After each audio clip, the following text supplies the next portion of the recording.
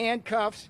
They bring me here. They put me in leg irons. They stick me in a cell. Peter Navarro has now been found guilty on 2 counts of criminal contempt of Congress. Alter egos of the president cannot be compelled to testify before Congress. And that brings us all the way up to here. September 2023, Navarro convicted. He is appealing the case, although it was pretty open and shut, according to the prosecutors, the judge who limited what he could say based on it having to be true and have evidence, and the jury moved quickly.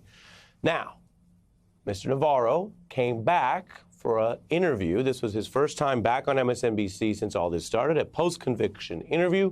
I want to share a little bit of what we learned from him as we discussed his case. You have now been convicted. Yeah.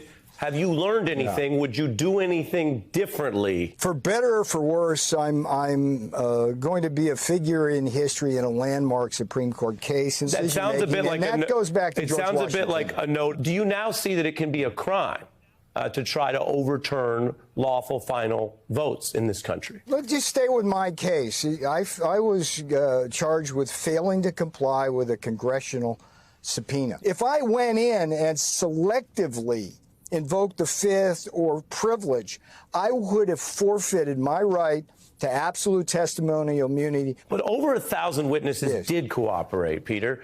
34 took the Fifth, something you just alluded to. There are other ways. None of those people are in the trouble that you're in. They'd have Trump. All he had to do was write it. He tweets a lot. He posts a lot. He never wrote, I give Navarro privilege. Slow down. How much did he help pay for your legal fees, Donald Trump? About $300,000. My legal fees are well in excess of $6. Do you think Trump can beat this case in Washington against Jack Smith? No, I don't.